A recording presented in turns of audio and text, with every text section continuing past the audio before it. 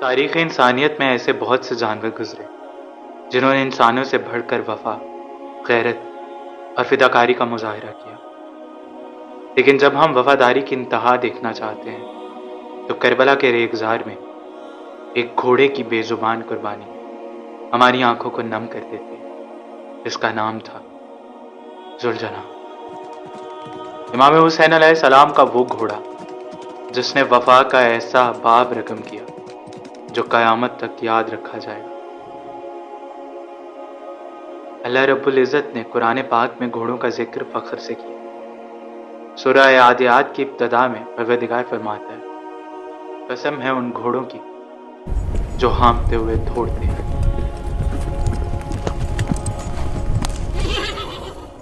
رسول اللہ صلی اللہ علیہ وآلہ وسلم نے فرمایا، گھوڑے کی پیشانی میں قیامت تک کے لیے خیر و برکت رکھی گئی ہے۔ گھوڑا انبیاء کرام کی سواریوں میں سے گھوڑا نہ صرف جنگ کے میدان میں بلکہ عشق الہی کی راہ میں بھی ہمیشہ نمایاں رہا۔ یمن کا بادشاہ شہر بن بازان رسول خدا صلی اللہ علیہ وآلہ وسلم کی خدمت میں بہت سے قیمتی تحائف پیش کرتا ہے، ان میں ایک گھوڑی مجلی بھی شامل تھی۔ جب امیر المومنین علی علیہ السلام نے گھوڑی کو دیکھا تو اندازہ کیا یہ اپنی اولاد سے بچھڑی ہوئی ہے۔ گھوڑی بار بار پیچھے مڑ کر دیکھتی تھی اور ہنہناتی تھی۔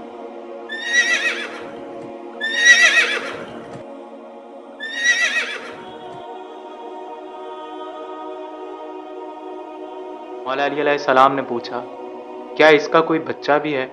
بادشاہ نے کہا، جی ہاں، مگر وہ بچہ اداس، خاموش اور عجیب عادات کا حامل ہے۔ وہ گرم دوپہر میں شہر سے باہر ایک مخصوص ریتیلے ٹیلے پر جا کر دائیں بائیں کروٹ لیتا ہے، آنکھوں میں آنسو ہوتے ہیں اور 3 بار مدینہ کی طرف منہ کر کے ہنہناتا ہے۔ یہ سن کر مولا علی علیہ السلام رو پڑے اور فرمایا، یہ تو ہمارے کام کا ہے، ہم اسے دیکھنا چاہتے ہیں۔ جب مولا علی علیہ السلام اس گھوڑے کے پاس آئے تو وہ فوراً دوڑا اور مولا کے قدموں سے لپٹ پڑا۔ امیر المومنین علیہ السلام نے اسے سینے سے لگا، گلے میں بائیں ڈالی اور فرمایا، تم نے ابھی سے وہ انداز اپنا لیے ہیں، وہ وقت ابھی بہت دور ہے۔ اس گھوڑے کا نام مرتجس تھا، کیونکہ اس کی آواز ایسی تھی جیسے بادل گرجتے۔ مولا علی علیہ السلام نے فرمایا، یہ گھوڑا میرے چھوٹے شہزادے حسین کے لیے۔ یوں مرتجس مدینہ پہنچا اور حضرت محمد صلی اللہ علیہ وآلہ وسلم کے سامنے پیش کیا۔ رسول خدا نے امام حسین علیہ السلام کو وہ گھوڑا عطا کیا اور یوں یہ عظیم نسبت مکمل ہوئی۔ ایک روایت کے مطابق مرتجس کا شجرہ حضرت اسماعیل کے گھوڑے سے جا کر ملتا ہے۔ دوسری روایت کے مطابق حضرت ابراہیم جس گھوڑے پر فلسطین سے مکہ آیا کرتے تھے، مرتجس اسی گھوڑے کی نسل سے۔ بعض کے نزدیک مرتجس بھی جنت کی سواریوں میں سے ایک سواری ہے جو رسول خدا اور اہل بیت کے لیے براق کی طرح خدا نے بھیجا۔ امام حسین علیہ السلام کو مرتجس سے بے پناہ محبت اور مرتجس کو امام حسین علیہ السلام سے بے پناہ محبت تھی۔ روایات میں ہے کہ مرتجس کو جناب سیدہ سلام اللہ علیہ خود اپنے دامن میں دانہ کھلاتی اور مرتجس سے کہتی تھی کہ میرے حسین کو کبھی تنہا مت چھوڑ۔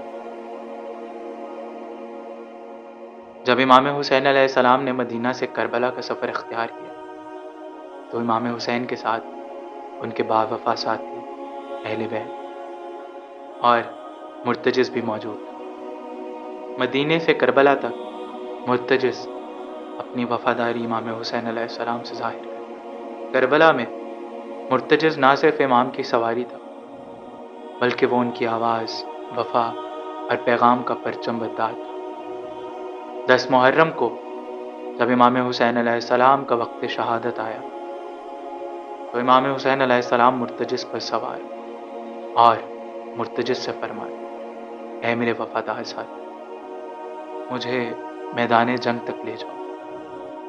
مرتجز امام حسین علیہ السلام کو مقتل تک لے کر آئے، اور جب امام حسین علیہ السلام نے کربلا کی ریت پر سجدے کے لیے سر جھکایا تو مرتجز نے پروانے کی طرح شمع امامت کا طواف کرنا شروع کیا۔ ہر آگے بڑھنے والے کم وقت کا راستہ کاٹا، کسی کو ضرب لگائی، اور اگر کوئی بہت قریب آیا تو دانتوں سے اس کی خبر۔ اس دوران اس کے جسم پر تیر پیوست ہوتے، سنگ باری ہوتی، مگر یہ اپنے جسم پر کھاتا رہا۔ مرتجز کے جسم پر اس قدر تیر پیوست ہو چکے کہ ایسا لگ رہا تھا جیسے کہ مرتجز کے پر ہوں اور وہ امام کا طواف کرے۔ ذوالجناح، تبھی مرتجز کا نام۔ ذوالجناح کے معنی ہیں پڑوں والے گھوڑے کے۔ مرتجز کے جسم پر اس قدر تیر پیوست ہو چکے کہ وہ پروں کی مانند دکھائی دیتے۔ جب امام حسین علیہ السلام نے سجدہ شکر ادا کیا تو ذوالجناح آگے بڑھا اور آقا کے بہتے ہوئے خون سے پیشانی کو رنگین کیا، سٹ پر دوڑتا ہوا خیام میں آیا اور کربلا کی شیر دل خاتون کو امام کی شہادت کی خبر سنا۔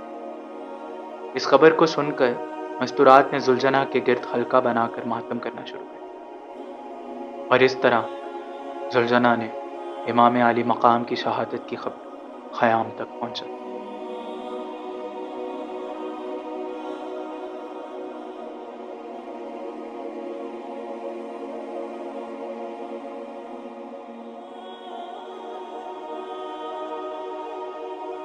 ذوالجناح اب کہاں ہے؟ کیا ذوالجناح بھی کربلا میں شہید ہو گیا؟ کیا وہ کہیں چلا گیا؟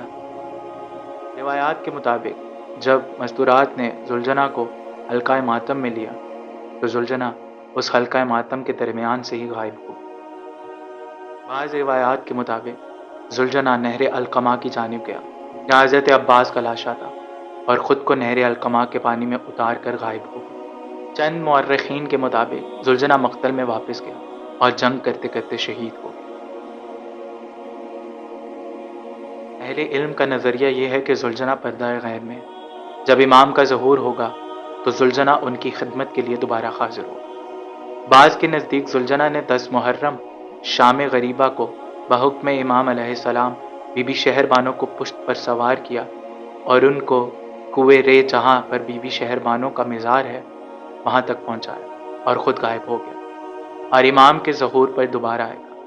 بعض کا خیال ہے کہ ذوالجناح زندہ ہے اور امام زمانہ کی اقامت گاہ پر موجود ہے۔